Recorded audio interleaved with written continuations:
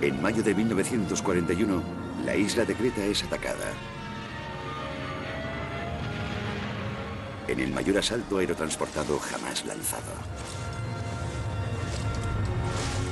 Paracaidistas de élite alemanes encabezan la invasión. En poco tiempo, 30.000 soldados británicos y de la Commonwealth son capturados.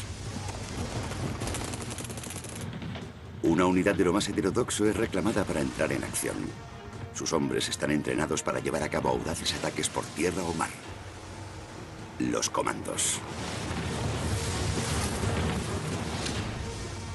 Los dirige el coronel Robert Laycock, oficial de caballería y futuro jefe de las fuerzas especiales.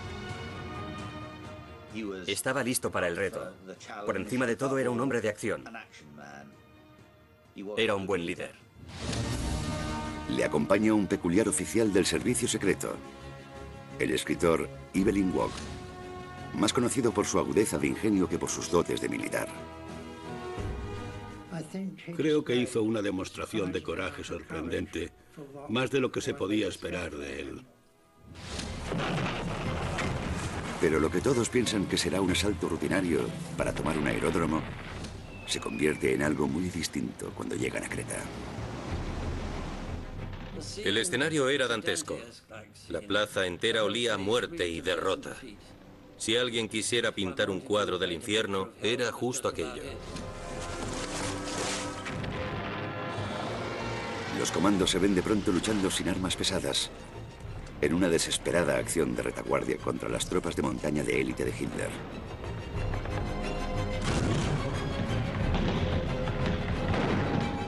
¿Podrá el ejército de Laycock, escasamente armado, defender las líneas de combate para facilitar la huida a miles de soldados?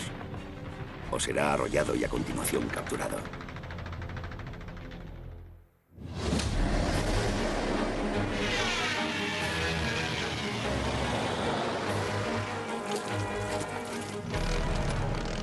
En abril de 1941, los alemanes y sus aliados invaden Grecia.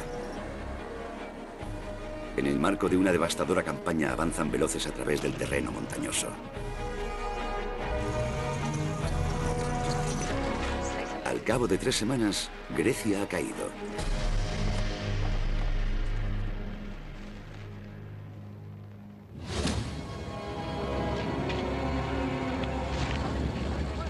Los 50.000 soldados británicos y de la Commonwealth estacionados allí no tienen más opción que ser evacuados. Parten a toda prisa, dejando atrás sus armas pesadas y destruyendo cualquier cosa que pueda ser utilizada por el enemigo.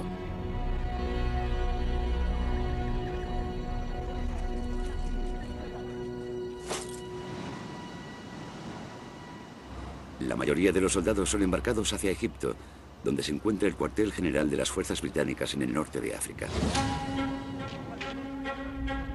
Pero, entre tanto, los alemanes eligen su próximo objetivo, la isla de Creta. Con 250 kilómetros de longitud y 60 kilómetros de anchura, Creta está a solo 650 kilómetros del norte de Egipto, lo que le confiere un valor estratégico vital. Si Creta cae, las fuerzas británicas en el norte de África serán una presa fácil para la aviación alemana. En 1941, la importancia estratégica de Creta se basaba en que equivalía a tener un portaaviones en medio del Mediterráneo Este. Si los alemanes podían bombardear Alejandría desde Grecia y los Balcanes, ocupando Creta, podrían incrementar la intensidad de los bombardeos y ofrecer una mayor cobertura a sus filas.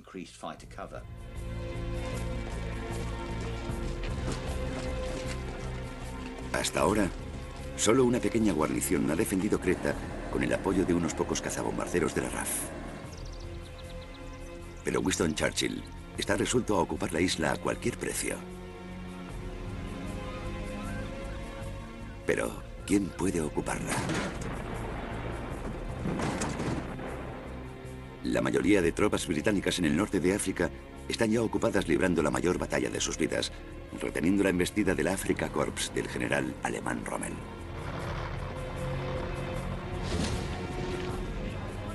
Las únicas fuerzas disponibles son los evacuados de Grecia. Cerca de 25.000 hombres, la mitad de los cuales son australianos y neozelandeses, son reclamados para defender Creta. Es un movimiento desesperado. Después de haber abandonado la mayor parte de su equipo, disponen de muy pocas armas. Cuando los evacuados empezaron a llegar, algunos, con un poco de suerte, llevaban encima su arma personal, pero otros llegaban literalmente con lo opuesto. Y aunque dispongan de armas, muchas de ellas no funcionan con eficacia. En cierta ocasión, había allí una batería que no tenía mira, y los muchachos fabricaron una con chicle y bastones de cerilla. Ciertamente todo se hacía un poco a lo Robinson Crusoe.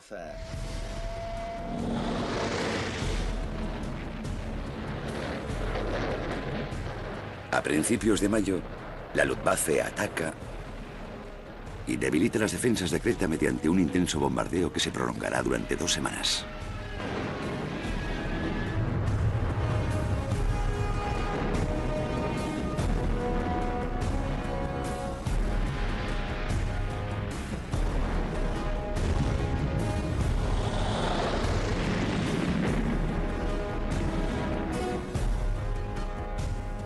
Una vez asegurada la supremacía aérea, por la mañana del 20 de mayo, el cielo sobre el norte de Creta se ennegrece con los aviones alemanes que transportan paracaidistas.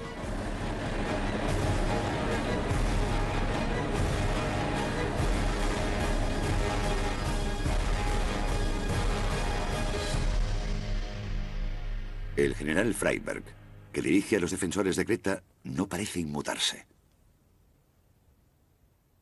Mientras se encontraba desayunando, pudo notar la vibración de la aviación que se acercaba y gruñó a sus copos de maíz a la hora exacta. Sabía que aquello iba a ser duro.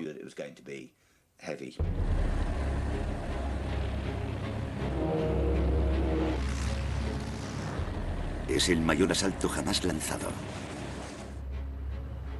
Pero los hombres de Freyberg resisten heroicamente. En muchos casos, grupos de paracaidistas caían en huertos o en olivares, o también en campo abierto.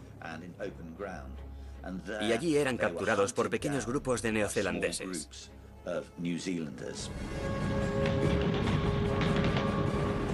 Casi 2.000 alemanes pierden la vida el primer día.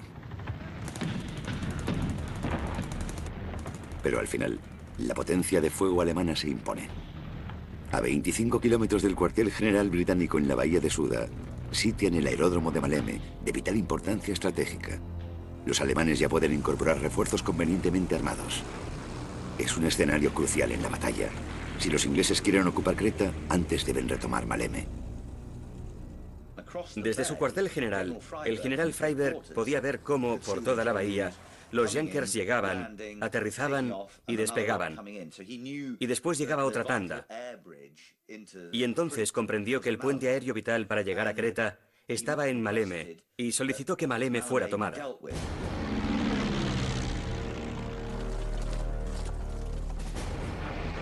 Pero ¿quién puede enfrentarse a los alemanes?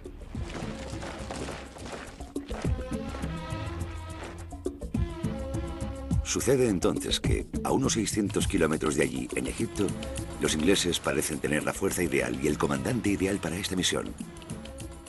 Robert Laycock y los comandos.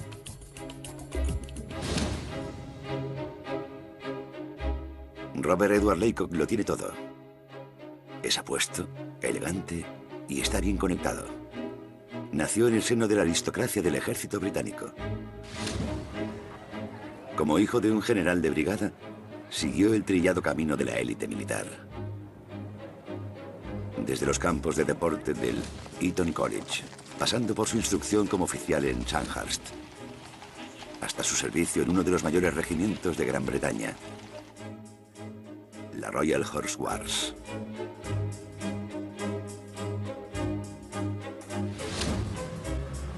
Como muchos otros soldados, ha pasado los primeros años de la guerra esperando frustrado. Los ingleses están solos tras el Canal de la Mancha, invictos, pero sin la fuerza suficiente para oponer batalla a los alemanes.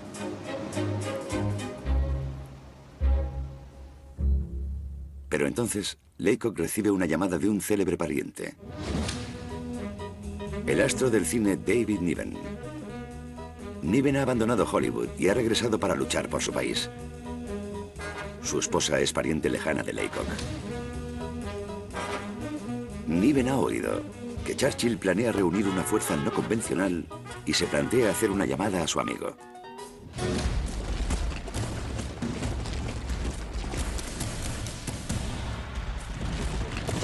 Esa fuerza son los comandos.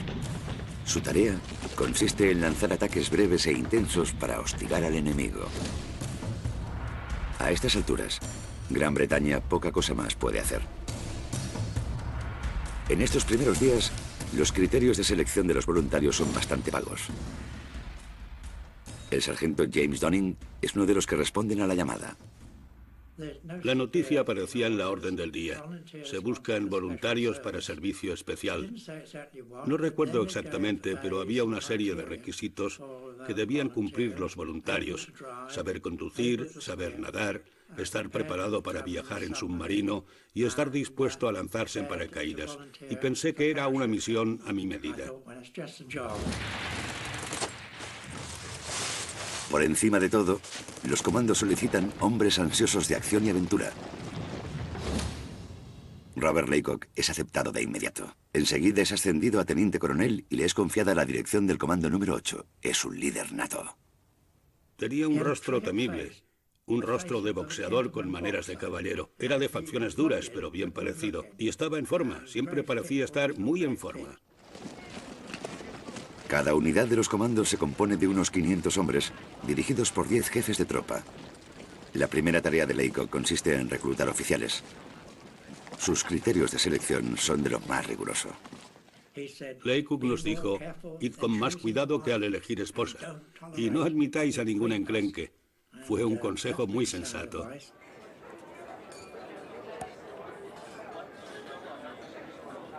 Y pone la mirada en sus amigos de la alta sociedad que sirven en los principales regimientos de Gran Bretaña. Entre ellos se encuentra un viejo amigo de la familia, Randolph Churchill, el hijo de Winston. Y el comando empieza a entrenarse en serio. Es un cambio radical respecto a la educación física tradicional del ejército, con pantalones blancos y zapatillas de lona. En los comandos solíamos decir, eso es ridículo.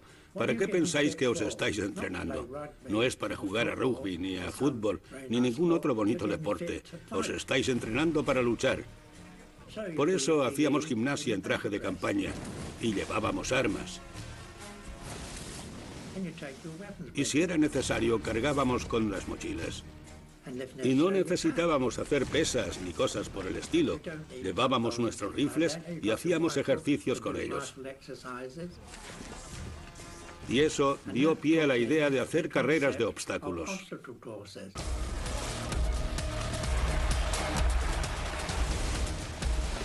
En otoño de 1940, los comandos reciben la orden de entrenar para lanzar ataques anfibios a gran escala. La abrupta costa oeste de Escocia se convierte en su terreno de instrucción de cara a futuras operaciones en el Mediterráneo. Pronto las noticias del comando supuestamente secreto de Laycock llegan a oídos de otro miembro de la refinada aristocracia londinense. Evelyn Waugh es uno de los escritores más exitosos de su generación. Se ha hecho popular gracias a una serie de mordaces novelas satíricas.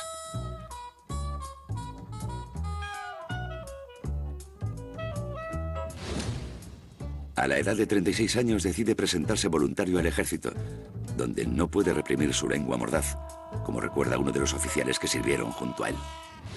Le gustaba mofarse de los oficiales superiores. Recuerdo que una noche apareció por allí un carcamal bastante engreído. Un coronel, creo, seguramente apartado de la guerra. En todo caso era un oficial de alto rango. Y pude escuchar a Waugh diciéndole, por si le interesa, señor, han promulgado un nuevo decreto en el ejército rumano, que prescribe que nadie por debajo del rango de comandante puede usar pintalabios. Y por supuesto el buen hombre no supo cómo tomarse aquel comentario. Tras gestionar su traslado a los comandos, Waugh parte hacia Escocia. Allí encuentra a Laycock y a sus hombres entrenando con dureza. Aquí la gente bien bebe como descosidos. Juegan a las cartas, por la noche cenan en Glasgow y telefonean incesantemente a sus entrenadores. Pronto Wok se encuentra como en casa. Una noche que andaba bebido, me caí durante una de las operaciones nocturnas y me hice un corte en el labio. Pero nadie me miró mal luego a causa de ese accidente. Pero a pesar de todos los festejos, una fuerza de combate muy seria comienza a despuntar. Pero sus hombres ansían entrar en combate. Eran esa clase de hombres que se alistan en busca de acción. No querían repetir el mismo ejercicio una y otra vez. Pedían acción. Por fin, en enero de 1941, reciben la orden de embarcarse hacia Egipto. El teniente coronel Laycock es ascendido y le es confiado el mando de 3 unidades de comandos, que suman más de 1.500 soldados. E Evelyn Waugh viaja con él, en calidad de oficial del servicio secreto.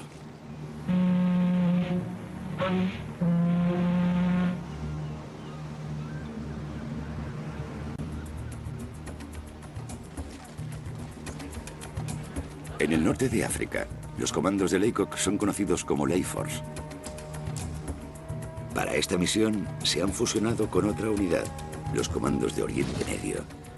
Los dirige el teniente coronel George Young, antiguo oficial del servicio secreto y Royal Engineer. Su unidad de comando se ha formado al mismo tiempo que la británica, pero a diferencia de esta, se ha mantenido en acción durante todo el año, luchando contra los italianos en el Mediterráneo y en el este de África.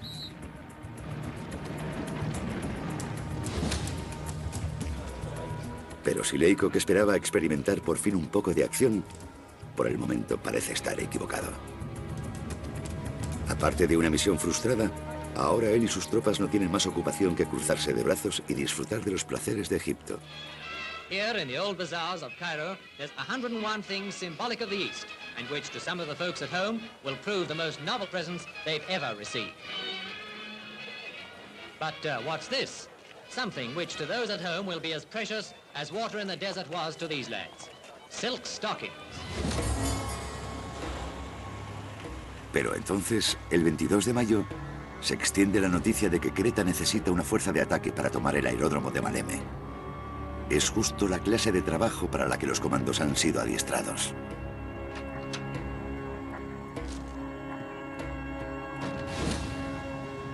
El plan original de Laycock es muy simple. Sus hombres se embarcarán hacia el puerto de la bahía de Suda, en la costa norte de la isla, que permanece bajo control británico. Desde allí lanzarán un ataque sobre el aeródromo de Maleme, a 24 kilómetros de distancia. Al día siguiente, Laycock y cerca de 800 de sus hombres llegan al puerto de Alejandría, con la esperanza de poder tomar un barco que los transporte a Creta en una travesía de 14 horas. Pero en el último minuto, los transportadores que tienen asignados son considerados excesivamente vulnerables al ataque aéreo. Se impone encontrar alternativas. Finalmente, solo unos 200 hombres, más o menos la mitad del batallón A, se las arreglaron para subirse a un dragaminas, el HMS Abdiel, y partieron hacia la bahía de Suda ese mismo día. Laycock y Young deben quedarse en Alejandría, junto a los 600 comandos restantes. Es el primero de una serie de golpes que cambiarán por completo la naturaleza de su misión, del asalto a la fuga precipitada.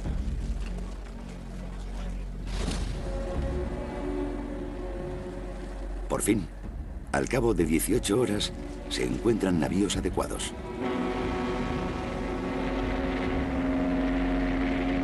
Uno de sus transportadores es el destructor australiano HMAS Nizam.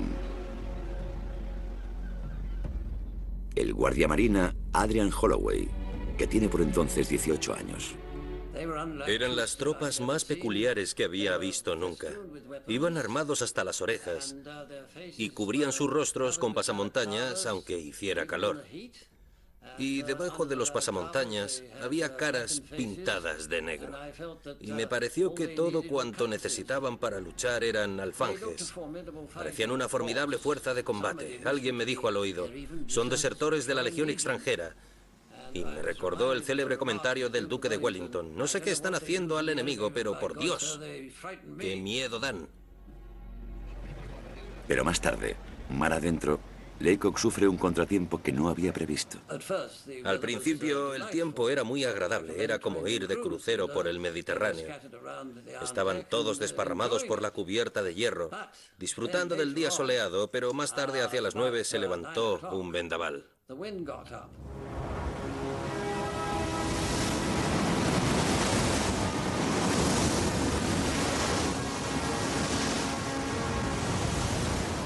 Era un temporal espantoso.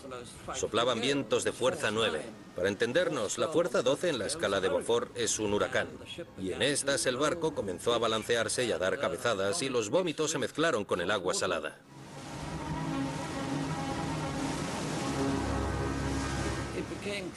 Estaba claro que había que suspender la misión. Y regresamos a Alejandría. Perdimos ni más ni menos que 24 horas. A la mañana siguiente, los comandos parten de nuevo hacia Creta, pero llegan con 2 días de retraso, y los sucesos que han acaecido en la isla han trastocado todos los planes. Aprovechando su control sobre el aeródromo de Maleme, los alemanes han incorporado a sus filas a miles de soldados de refuerzo. Ahora se abren paso hacia el este sin contemplaciones, bajo la cobertura de un intenso bombardeo aéreo. En solo 2 días empujan su primera línea hasta unos pocos kilómetros del cuartel general británico de la bahía de Suda, justo donde se dirigen los hombres de Laycock.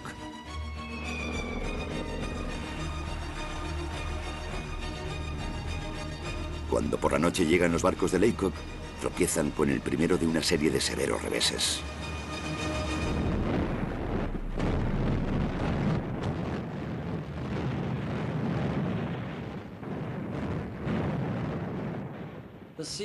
El escenario en la bahía de Suda era dantesco. Los barcos ardían en llamas, borboteaban al hundirse y había humo por todas partes. Todo el lugar olía literalmente a muerte.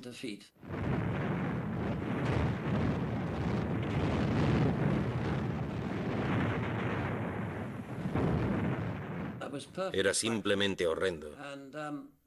Si a alguien le diera por pintar un cuadro del infierno, era exactamente aquello. Se veían fogonazos en las montañas que ceñían la bahía. Era evidente que estábamos en primera línea.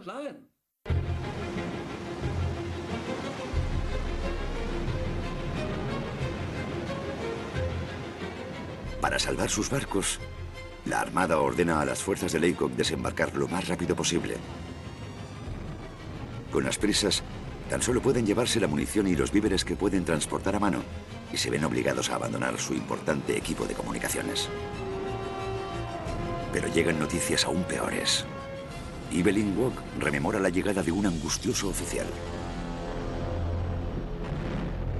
Llevaba unos pantalones cortos y un abrigo largo, y no conseguía hablar de manera inteligible debido a la fatiga y al pánico.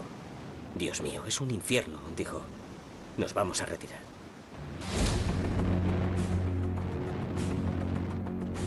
Creta, la isla que han venido a rescatar, está siendo abandonada.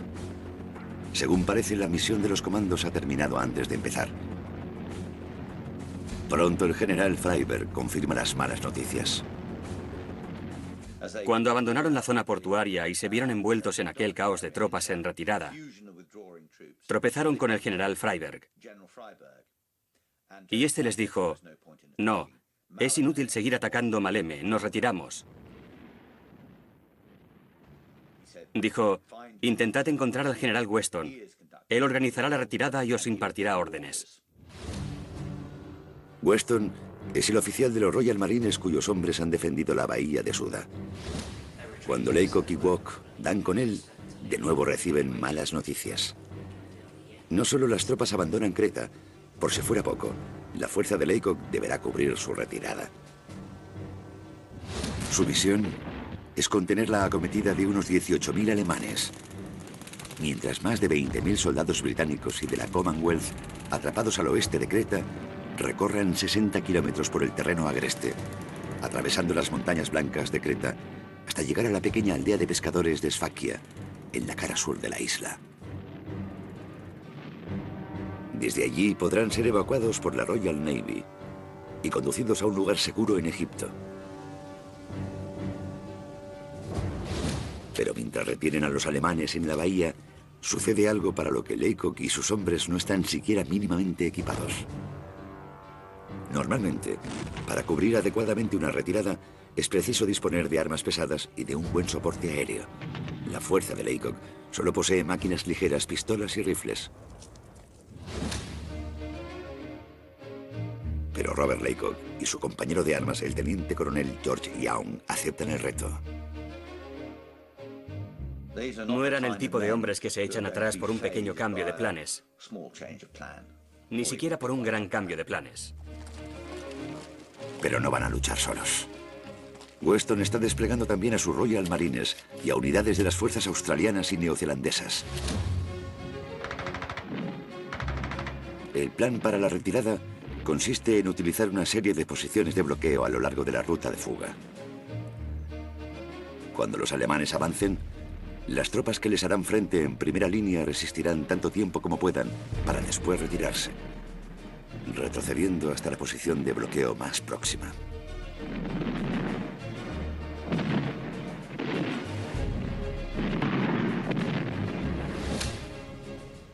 La primera acción para Laycock y sus hombres consiste en proteger la bifurcación por donde la ruta de fuga gira hacia el sur en dirección a las montañas. Por suerte, en este primer día, los alemanes no se han dado cuenta de lo que se está preparando. Los miles de soldados que se retiran de la bahía de Suda consiguen cruzar la posición defensiva de los comandos.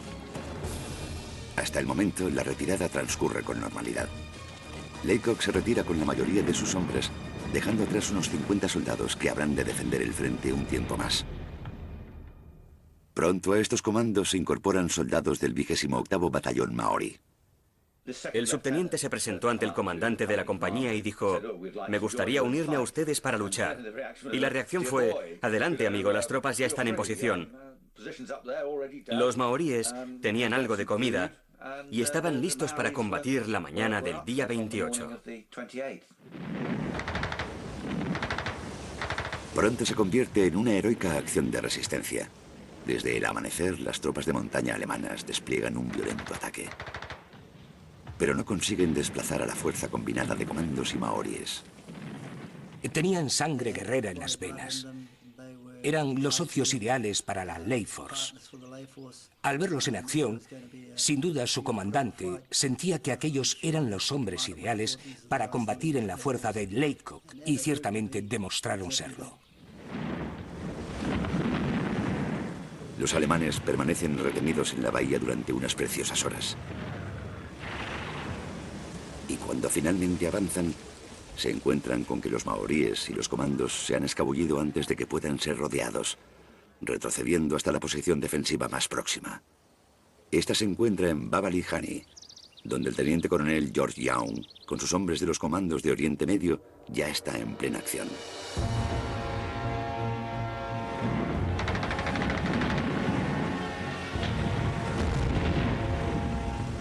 Los alemanes bombardean su posición mediante morteros, artillería y ataques aéreos.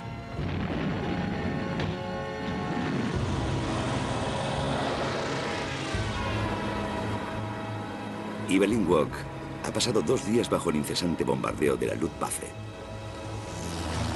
Y lo describe así. Era como una ópera alemana. Demasiado larga y demasiado ruidosa. Los alemanes hicieron un buen trabajo localizando las posiciones de los comandos. Quizá esta fue una de las ocasiones en que, al no haber sido instruidos en las tácticas tradicionales, los comandos partían con una cierta desventaja. Su habilidad para ocultarse dejaba un poco que desear.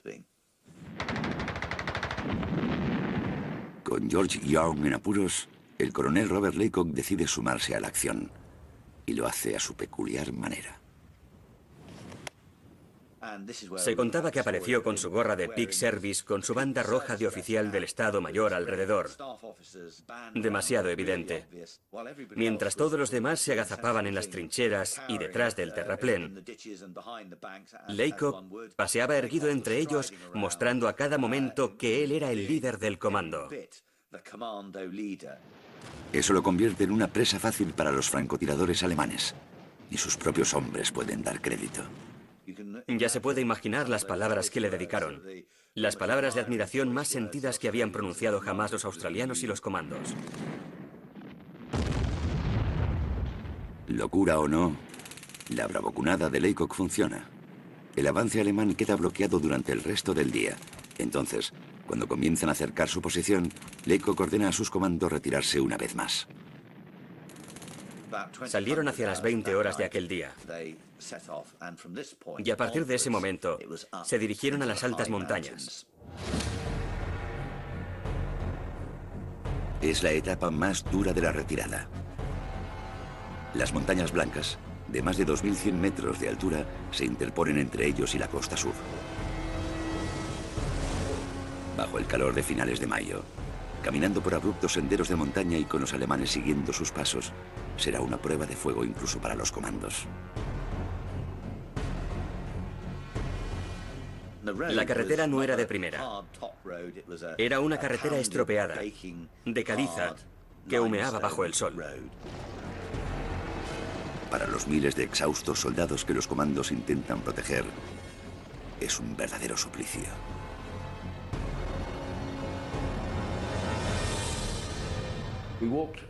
Caminamos por la noche a través de aquel terreno accidentado. Cada vez que lo pienso, no me explico cómo nos las arreglamos para no tropezar y caer de bruces. Pero lo hicimos. Simplemente caminamos. Cuando se hizo de día, encontramos un gallinero y nos alojamos allí durante todo el día. Pero no teníamos comida. Aunque tampoco recuerdo haber pasado un hambre atroz. Estaba más agotado que hambriento. Nuestro principal problema era la sed, porque no había tornos ni cubos junto a los pozos. Finalmente encontré un viejo camión abandonado y vacié un poco del agua del radiador. Sabía un poco a óxido y a aceite, pero a fin de cuentas era agua.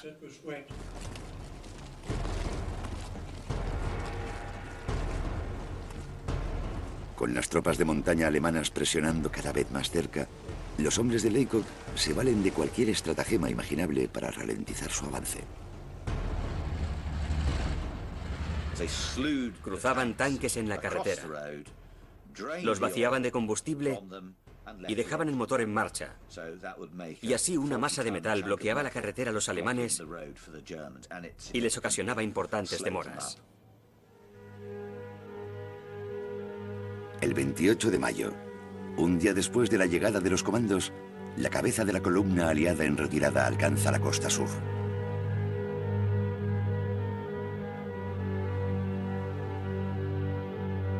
Muchos de estos hombres hambrientos y exhaustos se refugian en cuevas esperando la oportunidad de escapar de la pequeña aldea de Sfakia.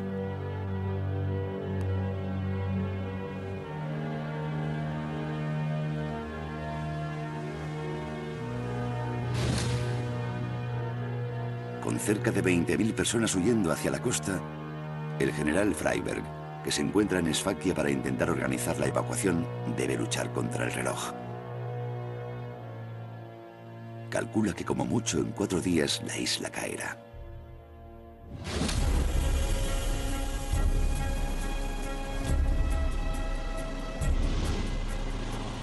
Su principal problema es el absoluto dominio aéreo de la Luftwaffe.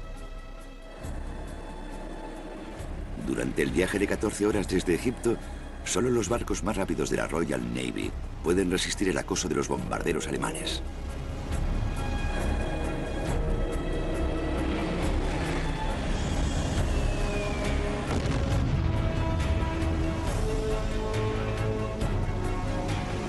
Pero estos buques de guerra no son aptos para el transporte de tropas. Ofrecen un espacio limitado a bordo. Y aunque se dirijan a Creta, la travesía es peligrosa. Deben aproximarse a la costa escarpada durante las breves horas de oscuridad de cada noche. Obviamente ninguno de nosotros había visto antes nada igual. Nos aproximábamos completamente a oscuras. El enemigo debía de estar a solo unos pocos kilómetros. Sin duda fue la operación más arriesgada. Ante tales limitaciones, Freyberg calcula que durante 4 noches solo unos 13.000 hombres podrían escapar. Corresponde a Freyberg decidir quién se va. Y toma una decisión castrense, dando prioridad a tantos de sus soldados de combate como sea posible y dejando atrás a los que se han quedado rezagados. Los rezagados eran gente que había llegado sin sus unidades, sin armas ni equipo, y que no podían conectar con sus compañeros.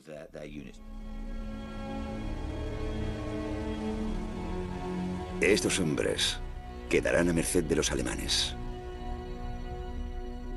Pero Freyberg no tiene elección.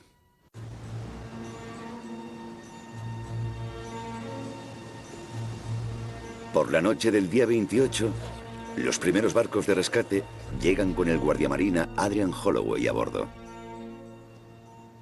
Llegamos a Esfakia a las 0:30 horas y enseguida bajamos los botes y empezamos a recoger soldados de la playa.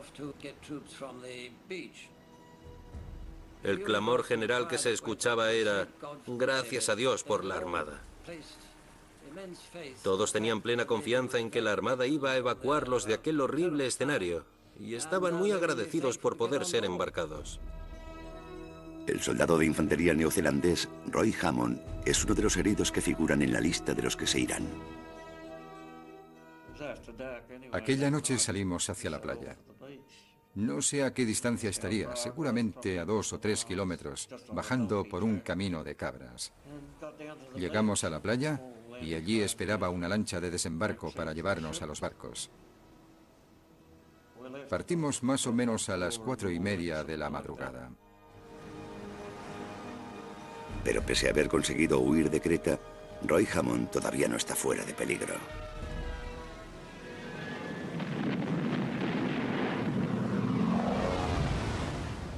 Creo que aquel día fuimos bombardeados como 8 veces, pero por fortuna ninguna bomba cayó lo suficientemente cerca como para causar algún daño, y regresamos por fin a Alejandría, al hospital. En este primer convoy son evacuados más de 1000 soldados de combate y heridos.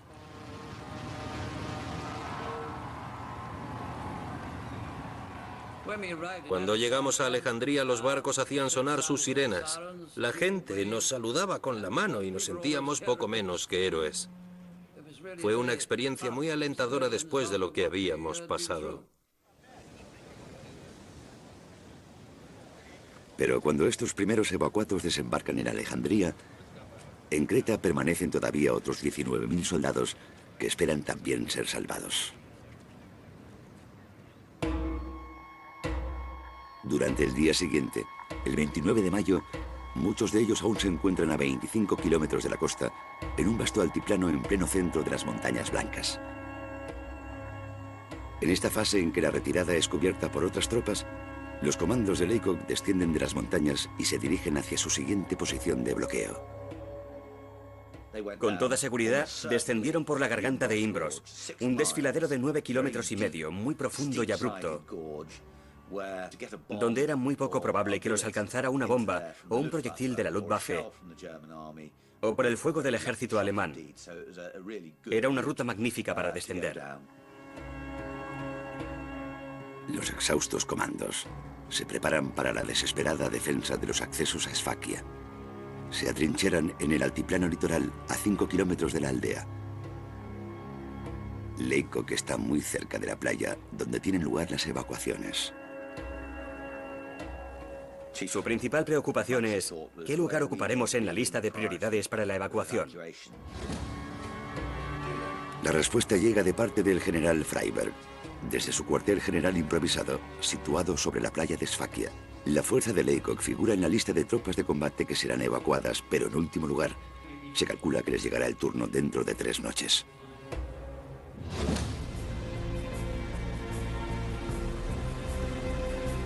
Esta noche, la evacuación transcurre con normalidad. 6.000 soldados huyen a la hora prevista. Al día siguiente, las tropas de montaña alemanas chocan con la feroz resistencia de los comandos de Leykop y sus compañeros en misiones defensivas deciden proteger el acceso a Sfakia. El general Freyberg confía aún en que la evacuación proseguirá según lo planeado.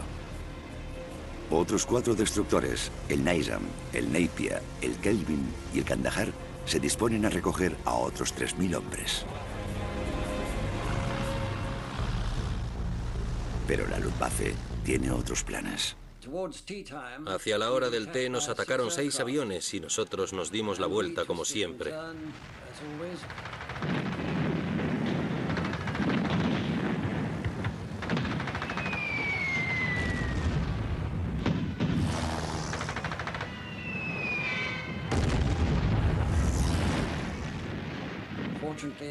Por suerte, nuestro capitán consiguió esquivar las bombas. Pero de pronto se escuchó un grito. Una bomba ha alcanzado el Kandahar. Y al rato otro grito. Una bomba ha alcanzado el Kelvin. Y nos señalizaron que debíamos regresar a Alejandría. Nos hicieron una señal que venía a decir: nos duele en el alma dejaros, que Dios os ayude. Pero ninguna expresión bien intencionada podía aliviar nuestra ansiedad por tener que proseguir la misión con solo 2 de los destructores. No solo han perdido 2 barcos, también un tiempo precioso de cara a la evacuación. No supimos que íbamos a Sfakia hasta las 12:30 de la noche. En aquel intervalo pudimos ver destellos en los cerros por encima del diminuto puerto. Un soldado nos dijo que el ejército alemán estaba solo a 6,5 kilómetros. Pronto los angustiados soldados suben al barco. Los comedores empezaron a abarrotarse de soldados que devoraban bocadillos de jamón y de otras cosas que, como es lógico, hacía bastante tiempo que no veían.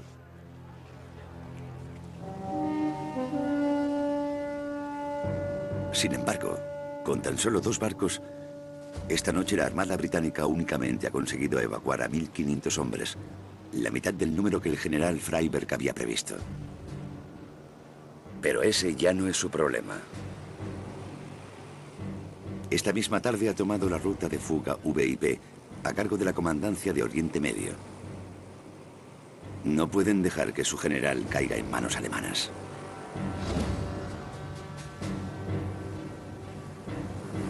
Al día siguiente, los alemanes siguen estrechando el cerco alrededor de Sfakia.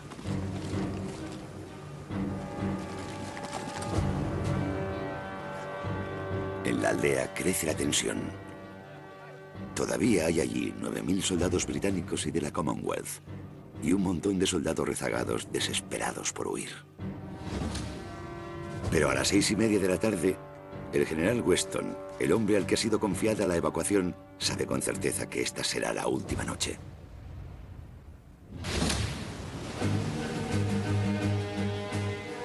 Los barcos de rescate, que se encuentran ya en alta mar, solo han podido llevarse a unos 4000 hombres.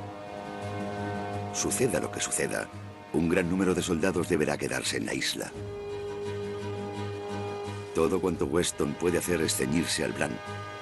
Las tropas de combate gozarán de prioridad.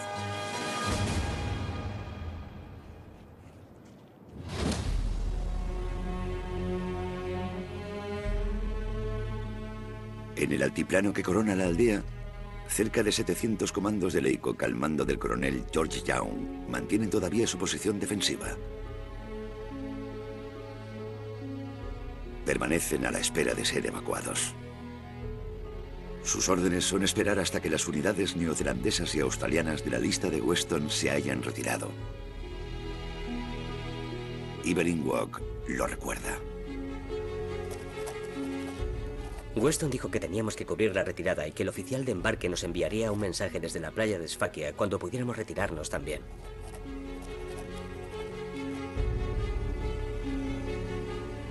Poco después de las 11 de la noche, los últimos barcos de rescate llegan a la costa. Los neozelandeses son los primeros en consumar la fuga.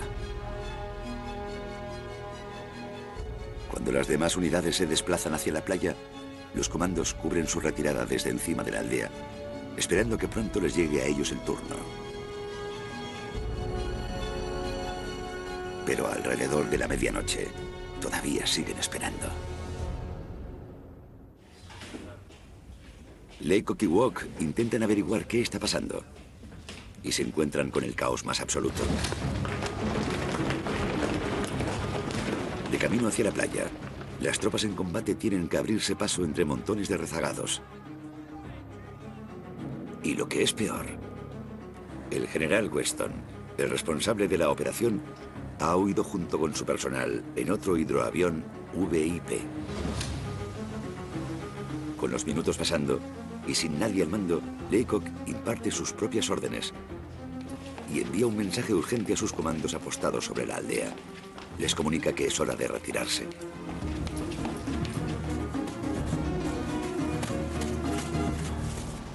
Pero muchos nunca llegarán a hacerlo.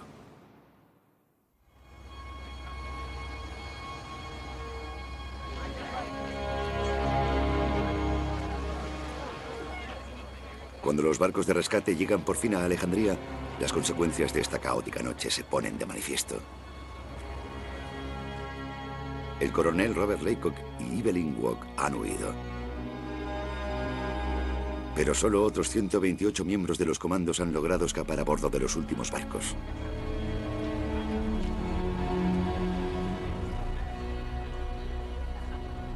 Más de 500 hombres no lo han conseguido. Entre ellos el teniente coronel George Young. De un total de 30.000 soldados, únicamente 12.000 han sido evacuados de la costa sur de Creta.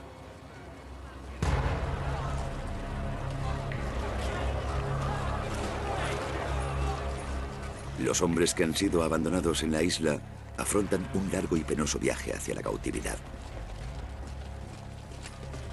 Entre ellos, más de las 3/4 partes de los comandos que Laycock trajo a Creta hace una semana.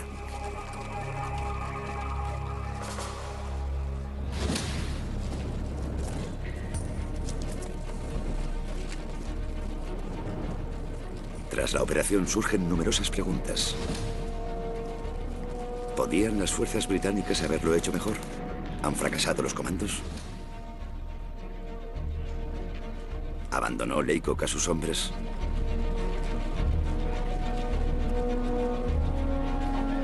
En cualquier caso, lo cierto es que la pérdida de tantos hombres es una auténtica catástrofe. Pero Creta ya se había perdido antes de que llegaran los comandos. En su función de retaguardia provisional, el sentir general es que la fuerza de Laycock ha hecho todo lo que se esperaba de ella.